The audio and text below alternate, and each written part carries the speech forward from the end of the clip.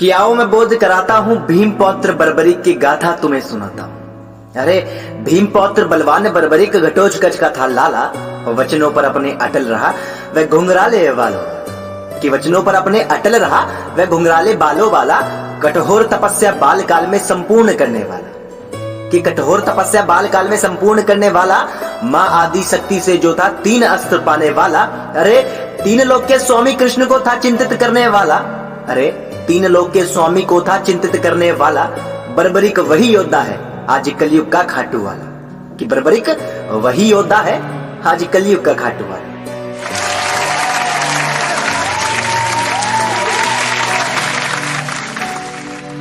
ये हमारे खाटू श्याम वाले बाबा को समर्पित कुछ अनमोल शब्द थे। आगे की कुछ लाइन माता के वचनों पर है कि माता ने शिक्षा दी बेटा बस इतनी सी कामना है कि माता ने शिक्षा दी कि बेटा बस इतनी सी कामना है, जिसकी पराजय दिखे निकट बस उसी का दामन थामना है। वचन मैं देता हूं तुझको माते तूने मुझे सवारा है कि वचन मैं देता हूं तुझको माते तूने मुझे सवारा है। तेरा बेटा बर्बरीक हारे का एक सहारा है और जो भंवर में फंस जाए दरिया का एक किनारा है। अंधकार में जकड़ा जीवन दीपक का उजियारा है कि अंधकार में जकड़ा जीवन दीपक का उजियारा है। और अब होने वाले महाभारत से शुरुआत होती है कि दुर्योधन जब समझ गया कि कुछ ना बचेगा हाथ में, कि दुर्योधन जब समझ गया कि कुछ ना बचेगा हाथ में, बर्बरीक फिर निकल पड़े थे दुर्योधन के साथ में। अरे बर्बरीक के बाहुबल से सभी देवता परिचित थे। खबर पड़ी कानों में फिर तो श्री कृष्ण भी चिंतित थे।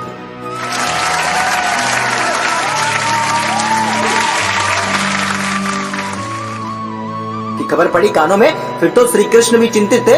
बर्बरीक के बाहुबल से अब सभी महायोद्धा बहुत चिंतित थे। अरे बर्बरीक के बाहुबल से सभी योद्धा इसलिए चिंतित थे क्योंकि मात्र 3 अस्त्र से वह पूरी सेना को खत्म कर सकता था। तो इसी पर है कि अपने 3 बाणों से यह सेना को पस्त कर सकता था, तीसरे का उपयोग नहीं, मात्र 2 में ध्वस्त कर सकता था। अधर्मी को विजय दिलाना यह तो बिल्कुल अनुचित है।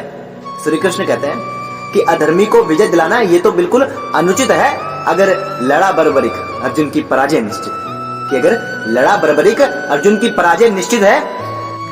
किया कराया रणभूमि में सब व्यर्थ हो जाएगा कि किया कराया रणभूमि में सब व्यर्थ हो जाएगा, ना रोका इस बालक को तो फिर तो अनर्थ हो जाएगा। अब सभी चिंतित है कि आखिर बर्बरीक को कैसे रोके, कैसे समझाएं।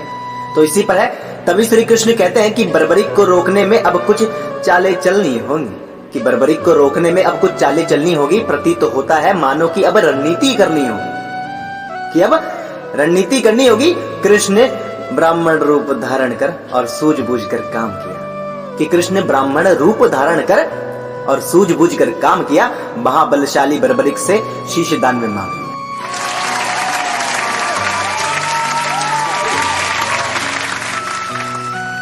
अरे मनुष्य देखा पहला जो भिक्षा की सीमा लगता लांगता है, ऐसा कैसा ब्राह्मण सीधा शीश दान में मांगता है।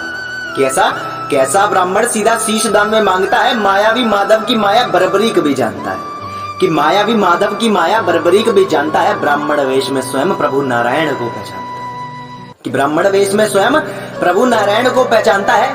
अब यहाँ से कुछ लाइन इस बात पर है कि होने की क्या इच्छा ये हृदय में जान लिया, रण में अब न लड़ पाऊंगा तभी शीश प्रभु ने मांग लिया।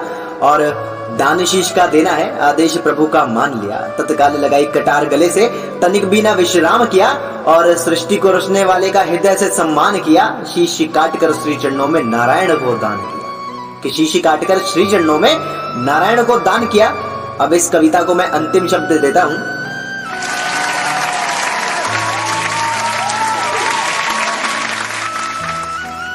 कि अब ना बीच में अड़चन दिखते युद्ध के परिणाम को, कटे शीश ने दृष्ट देखे कुरुक्षेत्र संग्राम को।